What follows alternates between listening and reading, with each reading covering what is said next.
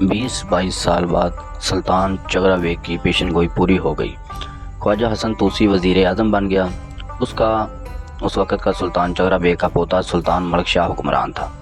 मरू यानी दूसरे दारुल सल्तनत में सुल्तान अलप अरसलान था। ख्वाजा तूसी सुल्तान अलप अरसलान का वज़ीर आज़म था। ख्वाजा हसन तूसी तारीख़ इस्लाम की मशहूर व मरूफ शख्सियत है। उसे सल्जूकी सुल्तानों ने निज़ामुल मलक का खिताब दिया था।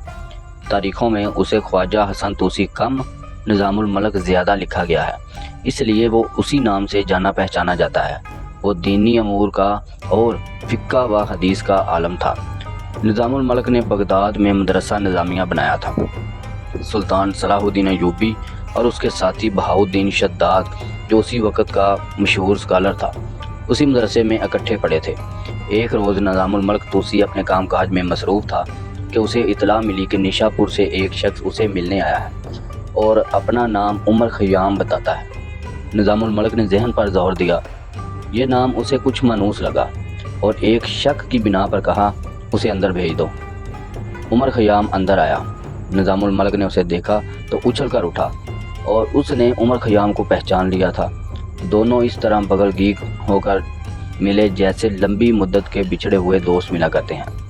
वो थे ही पुराने और बिछड़े हुए दोस्त। इमाम मुवाफ़िक़ के मदरसे में हम जमात थे। उस मदरसे के मुतल्लिक़ तारीख़ों में लिखा है कि तलबा कम उम्र हुआ करते थे और जो भी तालिब इल्म इमाम मुवाफ़िक़ की शागिर्दी से फ़ारिग़ होता था वो हुकूमत या मुआशरे में ऊँचे दर्जे पर फ़ाइज़ होता था। उसकी एक मिसाल ख्वाजा हसन तूसी की थी, जो सल्तनत सल्जूक़ का वज़ीर आज़म बना, निज़ामुल मलक का खिताब पाया और तारीख़ में आज तक उसका नाम ज़िंदा है और ताअबद ज़िंदा रहेगा। फिर एक और मिसाल उमर ख़य्याम की है। उमर ख़य्याम की रुबाइयाँ आज भी मशहूर हैं। उर्दू में भी उन रुबाइयों का तर्जमा हुआ है और अंग्रेज़ी में भी। इस तरह उमर ख़य्याम उर्दू और अंग्रेज़ी अदब का एक मकबूल शायर बन गया है। उमर ख़य्याम कोई आम किस्म का शायर ना था, वो फ़लसफ़ी था। उसकी रुबाइयों में नस्वानी हुस्न की रोनाइयाँ तो बहुत थीं, लेकिन उन रुबाइयों में ज़िंदगी का फ़लसफ़ा और दानिश होती थी।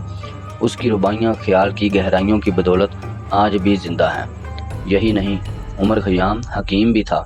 उसने हिकमत की प्रैक्टिस ही नहीं की थी, बल्कि बाज़ लाइलाज अमराज की दवाइयाँ भी तैयार की थी खुद।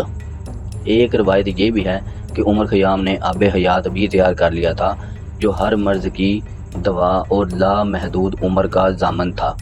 लेकिन ये महज रिवायत है, किसी भी मुअर्रिख़ ने आब हयात का जिक्र नहीं किया। ये था उमर ख़य्याम, जो अपने पुराने हम जमात ख्वाजा हसन तूसी निज़ामुल मलक से मिलने आया था। यहाँ ये बताना भी ज़रूरी है कि उमर ख़य्याम किसी अमीर बाप का बेटा नहीं था।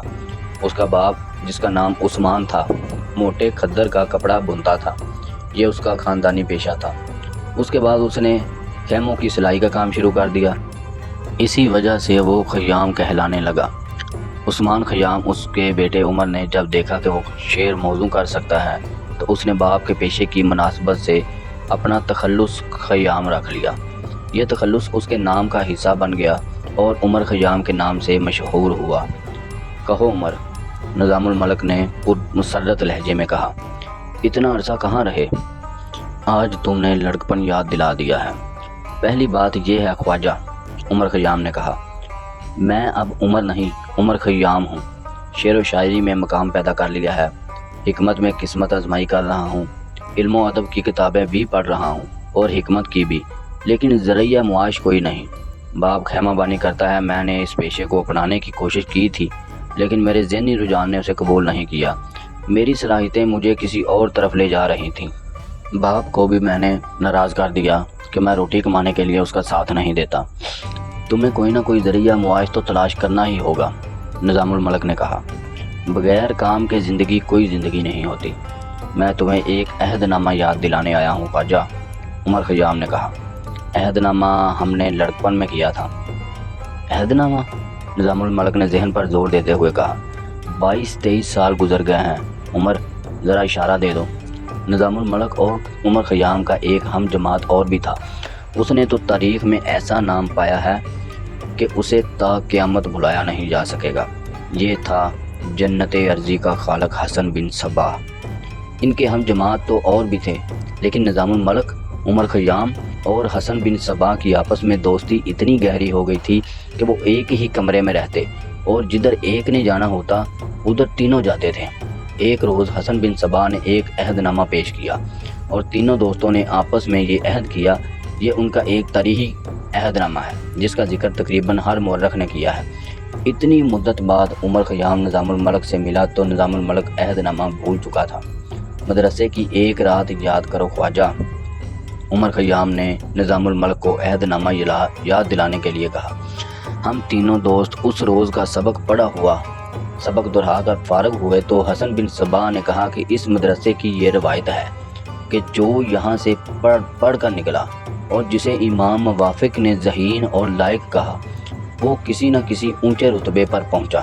پھر حسن بن صبا نے کہا تھا کہ ضروری نہیں کہ ہم تینوں اونچے رتبوں پر پہنچیں گے، ہو سکتا ہے ہم تینوں میں سے کوئی ایک کسی بلند رتبے تک جا پہنچے اور باقی دو بڑی مشکل سے 2 وقت کی روٹی کما سکیں۔ پھر حسن بن صبا نے کہا تھا کہ آؤ آپس میں عہد کریں کہ ہم میں سے جو بھی کسی اونچے منصب یا رتبے پر پہنچا تو وہ دونوں دوستوں کی مالی معاونت کرے گا اور انہیں اپنی خوش بختی میں برابر کا شریک بنائے گا۔ یہ ان کے ذریعے معاش کا بندوبست بھی کرے گا اور طوطا چشمی اور خود غرضی سے گریز کرے گا۔ ہم تینوں نے پوری سنجیدگی اور سچے دل سے عہد و پیمان کیے تھے کہ ایسے ہی ہوگا۔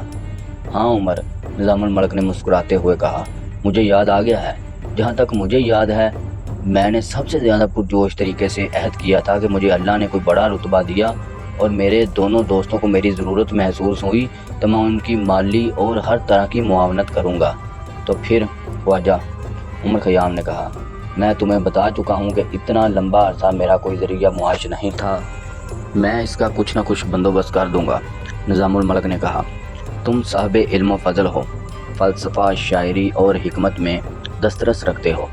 میں سلطان سے کہوں گا کہ تم سلطنت کے لیے معتمد اور سود مند ثابت ہو سکتے ہو، اور میں سلطان سے یوں کہوں گا کہ تمہیں میرے ساتھ ملازمت دے دی جائے اور تمہیں میرا معاون بنایا جائے۔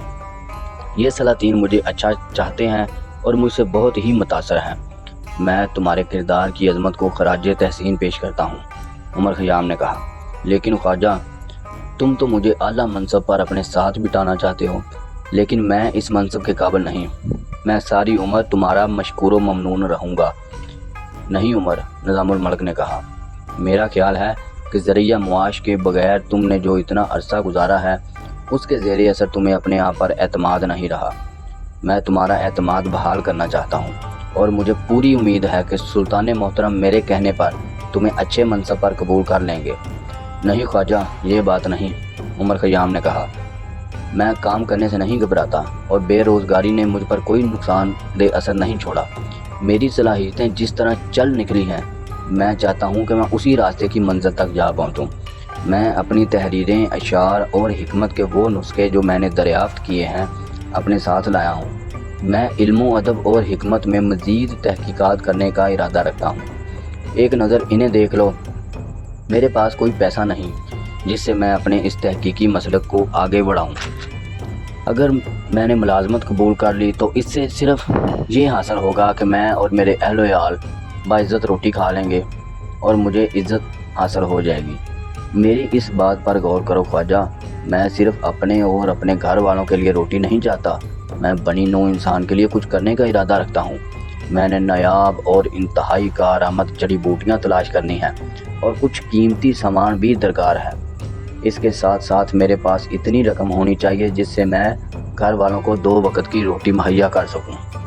نظام الملک نے اس کے کاغذات کا پلندہ دیکھا، تب اسے اندازہ ہوا کہ یہ شخص علم و ادب کے لیے اور حکمت کے لیے کتنا بڑا کام کر رہا ہے، اور اگر اسے مالی معاونت مل جائے تو بنی نوع انسان کے لیے اس کی یہ کاوشیں بہت ہی سود مند ثابت ہوں گی۔